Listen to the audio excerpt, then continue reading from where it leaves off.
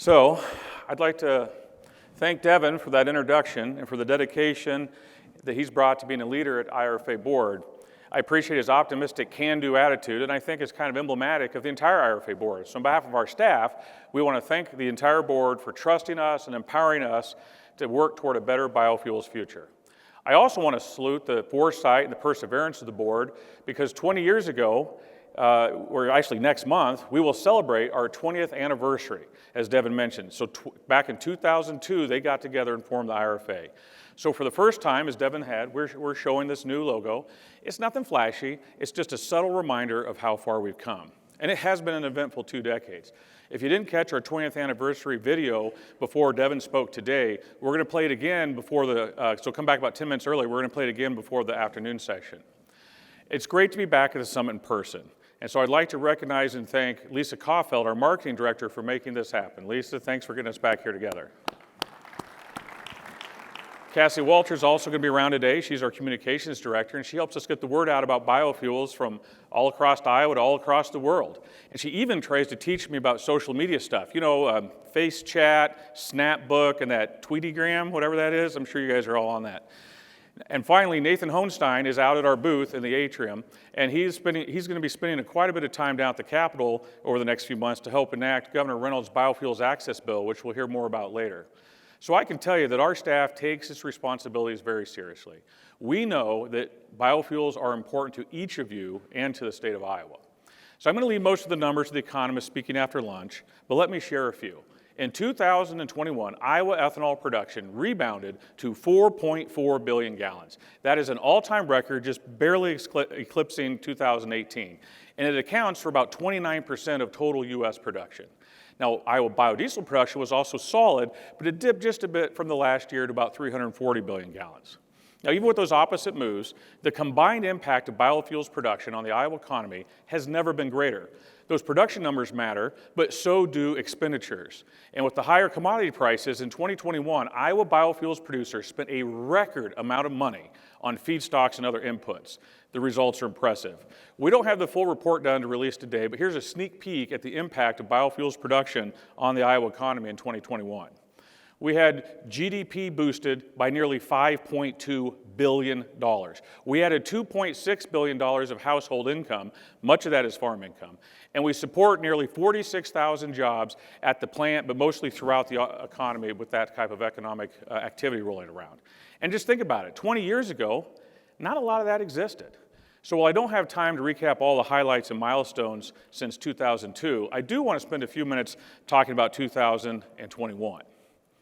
So, last year at the summit, we were virtual, but I stated that I felt 2021 was kind of starting out optimistic.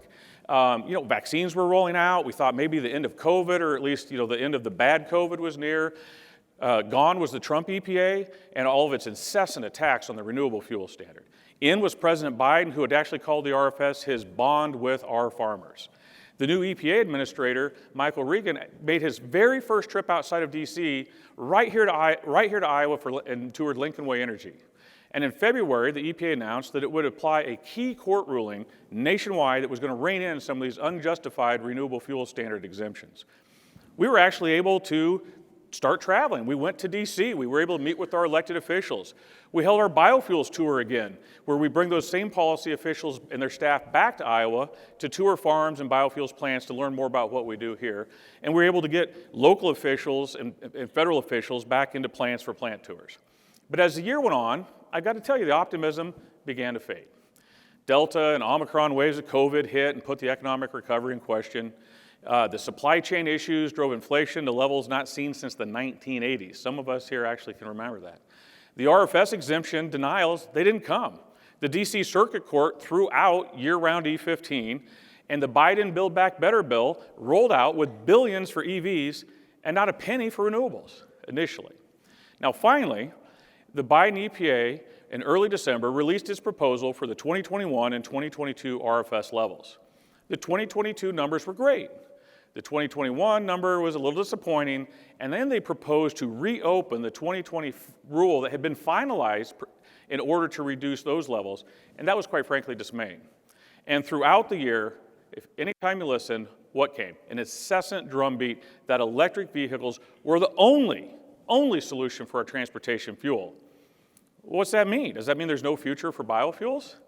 Now, I do want to pause here and say something important. I want to say thank you. I want to say thank you to the entire Iowa delegation. Throughout this year, our Iowa representatives have stood united across party lines to back biofuels. They stood united to oppose EV mandates. They stood united to restore year-round E15. They stood united to support biofuels being added into that Build Back Better bill. And they spoke with united voice to oppose reopening the 2020 RFS rule to lower those blending levels. We cannot say thank you enough for their consistent support. Good, let's give them a round of applause.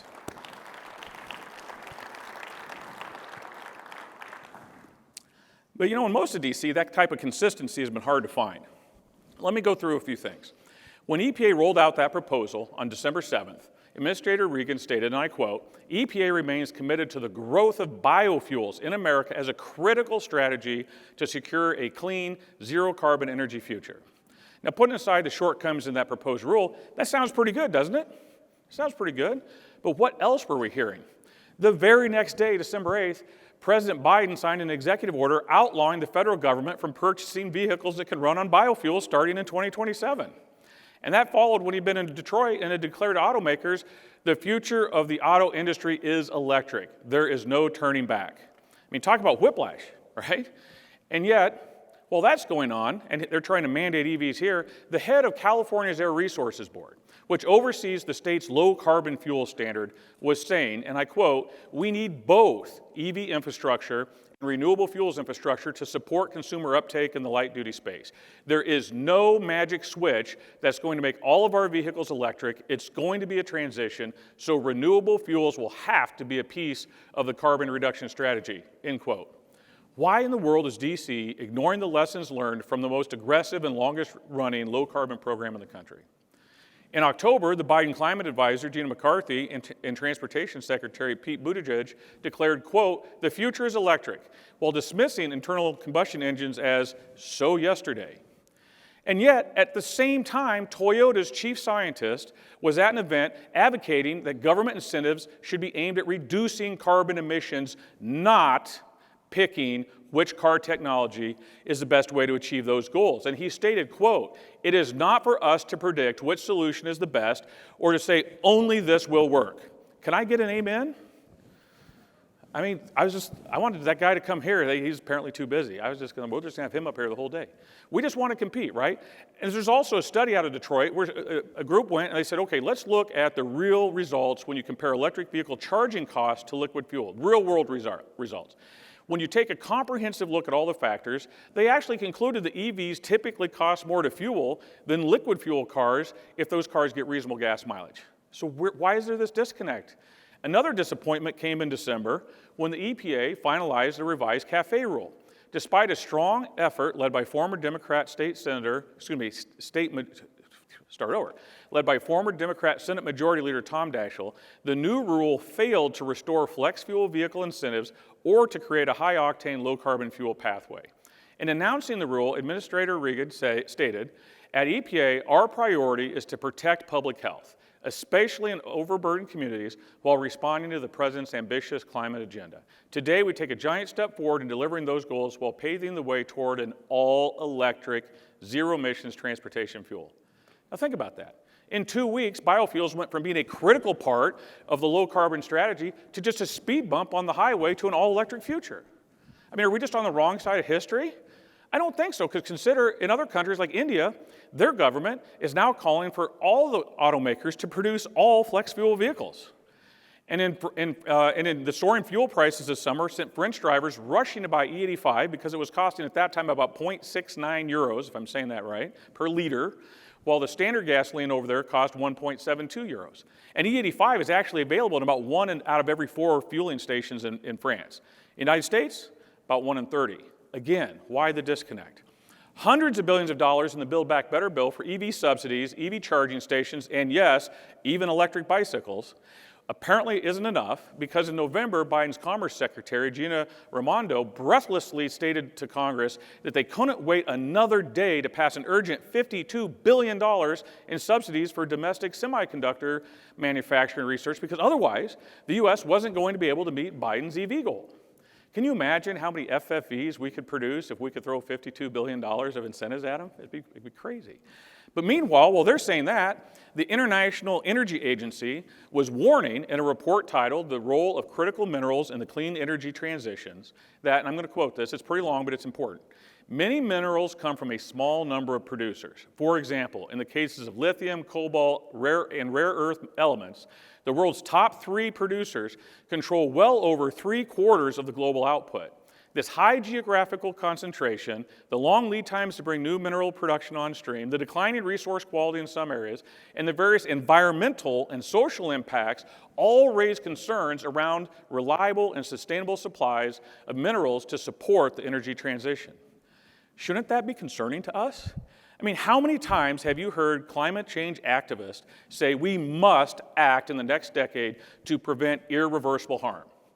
Not start to act. Act. We have low carbon, affordable biofuels that can reduce greenhouse gas emissions from vehicles on the road today. Now, admittedly, we're a little biased, but it seems like that should be a big focus, right? Something that can matter this decade. Do you feel like biofuels are a big focus in DC right now? Today, the only federal law on the books designed to reduce greenhouse gas emissions is the Renewable Fuel Standard. That's a nice trivia fact. Only law on the books, federal law. So what does the administration do? Do they aggressively go after that as part of their low-carbon strategy? No. Instead, the EPA proposes to do something that it's always said it doesn't even have the lawful ability to do. They propose to reopen up a finalized RFS rule. Now think about this. The 2020 RFS proposal that's out there right now is both likely illegal, but it would also cut RFS levels below what was previously approved by Donald Trump. By Donald Trump. If you're going to cut that, I don't know, okay? Biofuels can make a meaningful impact this decade. But all we hear from DC is the need for an all-electric future to save the environment. Well, let's be honest. If you know about this issue, then the so-called electric future just isn't going to be here for more than 10 years. Probably quite a little bit more. Well after the deadline that the climate scientists tell us is too late to take action. And so when it comes to saving the environment, we all know that biofuels have been put under the biggest, most powerful microscope all these policymakers have when determining our carbon footprint. They look at everything and give it and say, hey, that's part of your carbon footprint. But why don't they do the same thing for EVs? I want to be clear. I am not EVs. They're coming. I am pro-sound science. I am pro-level scientific playing field. So, just think about it. When is the last time you heard a policymaker in DC talking about one of these headlines? If we can go to the next slide. We got Biden's green energy agenda requires batteries, but building them is a dirty business. Growth of electric vehicles is endangering the rainforest. Turns out those rare earth metals we talked about, a lot of them are in really kind of environmentally sensitive areas. How about how the rise of copper reveals clean energy's dark side? And one even looked at keeping old cars longer can help the environment more than buying new electric cars. It turns out cash for clunkers is a really bad idea because if you go out and buy that new EV, you save some energy over that gas guzzler, but it's not enough energy savings to actually offset the energy it took to build the EV in the first place. You're better off driving the gas guzzler until it has several 100,000 miles on it. Now, my favorite one is electric cars have a weight problem. That one kind of hit home a little bit. But if you think about it, the heavier the vehicles are, the more likely in a crash they are to kill someone. That's just, it's not pleasant, but that's a fact. And batteries are heavy. If you look at the weight of an EV versus the weight of that same car with an internal combustion engine, that EV weighs a lot more. So it turns out, unless you're in an area where the grid is super, super clean, the cost of the extra lives lost because of those heavier EVs actually rivals the benefits from the avoided emissions of those EVs. Now, I apologize. I was not trying to go on a rant, okay? But I was trying to give you a taste of why the frustration level is building for those of us who support biofuels as part of the solution. It's a ready solution that's being ignored, shunted off to the side, while nothing but praise is being showered on technologies that won't be here for several years, maybe decades before they can have a meaningful impact, and whose impact might not be quite as rosy as we've been led to believe as you see some of this research rolling out. Now, as I thought about how we feel, ignored, marginalized, underestimated, unappreciated, misunderstood, it dawned on me, that's kind of how a teenager feels. And that made me think of the movie Inside Out. It's a Pixar film about a young girl who's just moved to a new town. In the movie, you get to see inside everyone's head where 5 emotions, let's see if I can get this right, fear, joy, sadness, anger, and disgust, they work together, sometimes better than other times, to navigate life. And there's a scene in that movie that really illustrates where we're going. The mom is trying to create a constructive dialogue between her husband and her daughter Riley. The dad is preoccupied with thoughts of hockey, and joy has gone missing from young Riley's brain. Now, in the scene you're about to see, let's try to imagine it this way. Imagine that USDA Secretary Tom Vilsack is the mom, and he's trying to spark a productive dialogue between the Biden administration and the biofuels industry. Oh, and let's say that the hockey game that the dad's thinking about, let's just say that's a metaphor for electric vehicles. And to be fair, sometimes I might be the red guy in little Riley's brain. Let's watch what happens. So, how was the first day of school? She's probing us. I'm done. You pretend to be Joy. What? Okay, It was fine, I guess. I don't know. Oh, very smooth. That was just like Joy. Something is definitely going on. She's never acted like this before. What should we do? We're gonna find out what's happening, but we'll need support. Signal the husband. Ahem.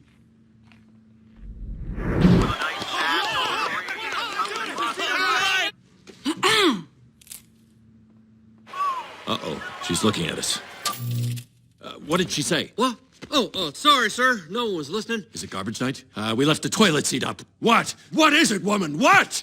He's making that stupid face again. I could strangle him right now. Signal him again.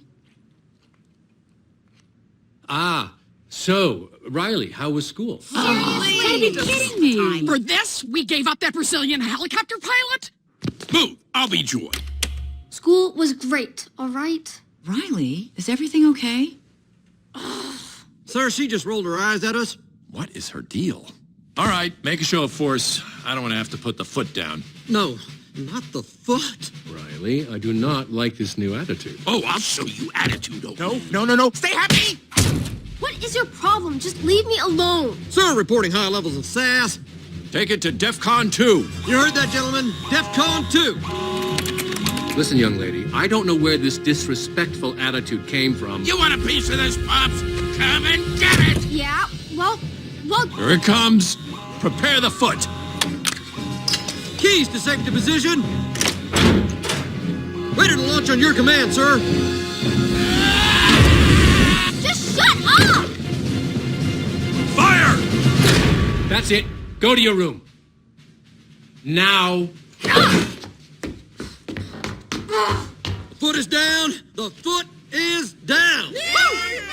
Good job, gentlemen. That could have been a disaster. Well, that was a disaster. I've been wanting to work that clip into one of my speeches for 5 years, so I hope you enjoyed it.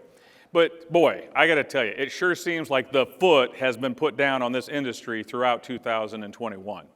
So that is why, as I stand before you today, I can state clearly that the state of the Iowa biofuels industry in 2022 is fed up but fired up. We're fed up, quite frankly, with being ignored and marginalized, but we are fired up to succeed in spite of it. Despite the frustration that many of us have been feeling these days, I should mention that we can take hope from knowing that in the end it all did work out pretty well for Riley. Now, you may have had the opportunity sometime to be around Secretary Vilsack, who I kind of, without his permission, put into my little movie scheme there. And if you've ever been with him in a meeting, I'll bet that he was calm, intelligent, and thoughtful. No matter the topic, he was that adult in the room. So I think we should take heart from some advice he gave in the video that played before the summit program began. As Secretary Vilsack was congratulating IRFA on its 20 years of past accomplishments, he added, quote, "I hope you'll take time to also acknowledge the bright future that's ahead for the industry," unquote. Now that's sound advice. We cannot focus on that frustration. We have to work for the future. So in 2022, IRFA will work with Secretary Vilsack, Governor Reynolds, our entire Iowa delegation, and all of our champions. First, we will encourage the EPA to move forward with its proposal to deny the outstanding RFS refinery exemption requests. Simply put, they do not meet the legal threshold for approval. Next, we will work to improve the RFS blending levels. We need to defend the 2022 proposal while urging the EPA to reconsider the cuts to 2021 and 2020 levels. In addition, we're going to strongly urge the EPA to really think through the long-term uncertainty created if they reopen that 2020 final rule. Think about it. Nothing ever again would really be final. It would cast doubt over every single new action they take going forward.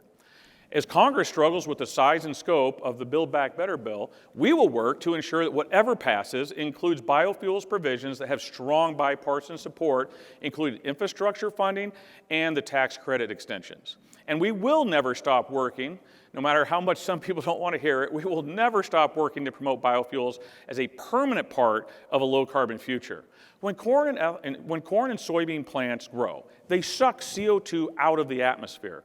With improved efficiencies at the farm level and at the biofuel plant level, I firmly believe that one day, maybe even within the next decade, biofuels can and will be net carbon negative.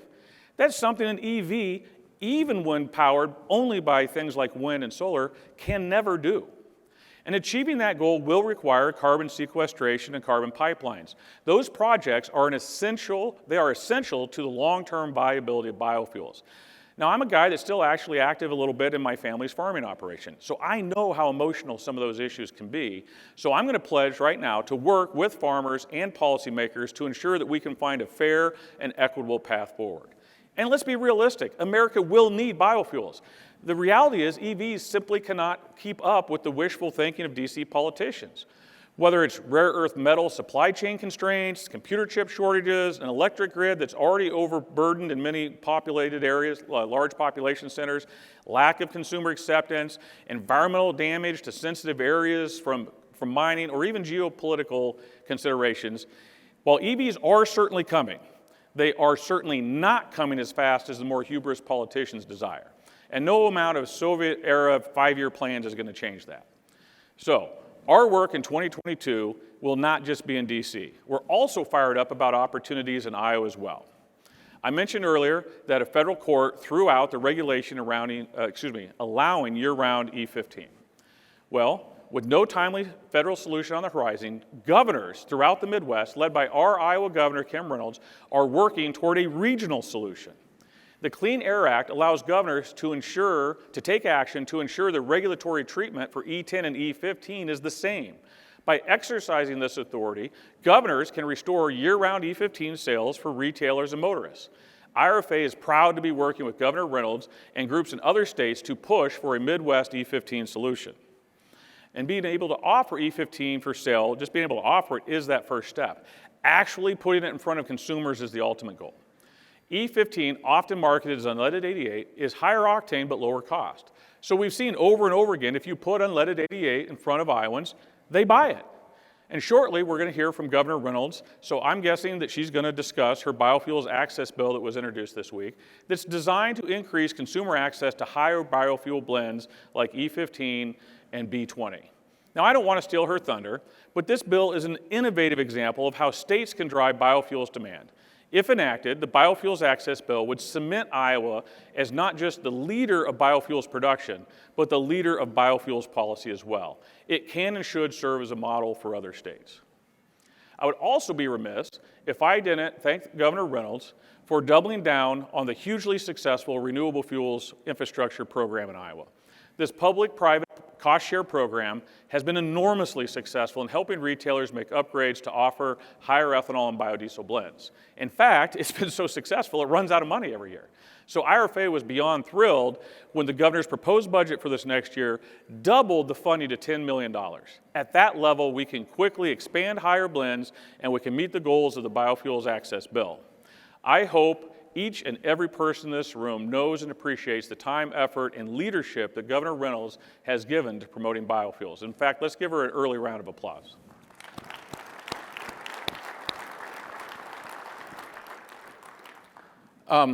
Okay, in closing, I see we're here. You never know the schedule, so we're ready to roll. So I'm going to close up. I believe Secretary Vilsack was correct. There is a bright future ahead for biofuels. It may not be easy, but it never was. In 20 years of effort, IRFA and biofuels industry, we haven't reached a peak. We're not ready to slowly and gracefully decline, no way. We are ready, willing, and able to grow, to do more for farmers, for rural towns, for cleaning the air, for reducing fuel costs, for enhancing energy security, and reducing greenhouse gas emissions over the next 2 decades than we've done in the past. Now, the politicians in D.C., they might try to dismiss us or marginalize our importance, but that should come as no surprise. That's how it's always been, right?